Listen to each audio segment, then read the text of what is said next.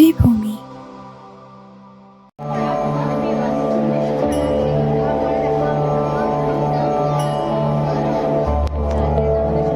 वन्दे मातरम् वन्दे मातरम् सुजलां सुफलां मलयज शीतलां सस्यश्यामला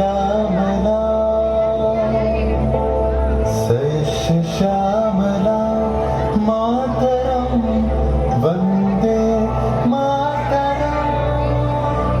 1908 সালের 11ই আগস্ট কিংসফোর্ডে বন্দে মাতরম বলার দোষে যে বালককে বেত মারার হুকুম দিলেন ব্রিটিশ সরকার, তারই পক্ষে দাঁড়িয়ে ক্ষুদিরাম বসু ও প্রফুল্ল চাকি সাহেবের ফিটন গাড়ি লক্ষ্য করে বোমা চালালেন মুজফ্ফরপুরে। সাহেব নিহত হলেন না, তবু নাবালক ক্ষুদিরামকে ফাঁসির হুকুম দেয়া হলো। জননী গুণহ তুলে পক্ষী শান্তনু বাস দেহ তুলে চক্ষে কাঁদিছে তব চরণ পাদে 30 কোটি নরনারী।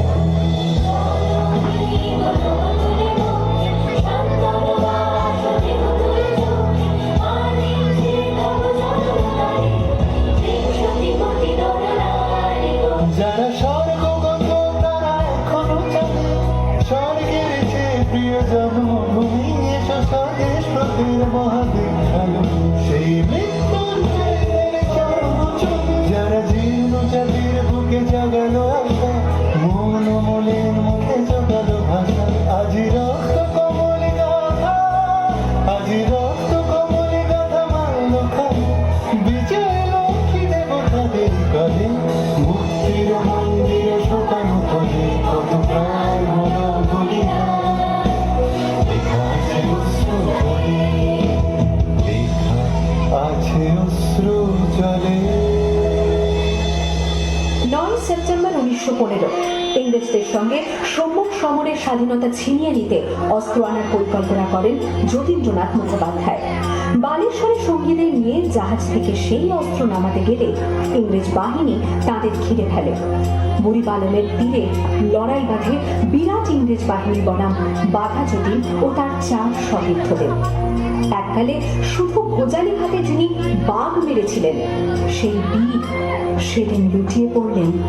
আমি হাসি হাসি পড়ব ফাঁসি দেখবে ভারতবাসী ও মা হাসি হাসি পড়ব ফাঁসি দেখবে ভারতবাসী। একবার বিদায় দে মা ঘুরে আসি।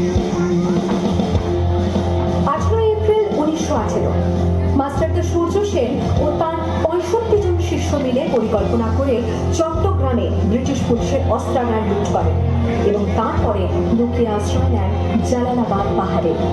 এর 4 দিন পর ব্রিটিশ বাহিনী খুঁজে বার করে মাস্টারদা ও তাঁর সঙ্গীদের। সেদিনের অস্তমিত সূর্য ছিল সূর্য সেনের রক্তের আহ্বান শোনো আহ্বান আসে মাথায় বলতে নিয়ে দুস্তার মাঝে প্রস্তার ফেলে বন্যার মতো বেরিয়ে। আহ্বান শোনো আহ্বান আসে মাথায় বলতে নিয়ে দুস্তার মাঝে প্রস্তার ফেলে বন্যার মতো বেরিয়ে। যুগ সঞ্চিত সঙ্গীত দিয়েছে ছাড়া ধুমগির সংলগ্নি সূর্যের রতি ছাড়া যাত্রা শুরু ছুটে দুর্বার লেগে তবি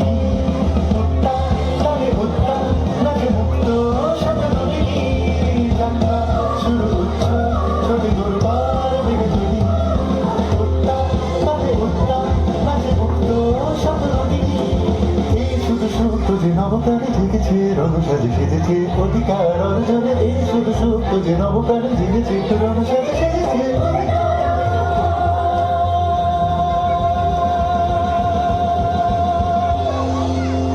8 ডিসেম্বর 1930 বিনয় বসু, বাদল গুপ্ত, দীনেশ গুপ্ত সাহেবী পোশাকে ট্যাক্সি থেকে এসে নামলেন রাইটার্স বিল্ডিং এর সামনে।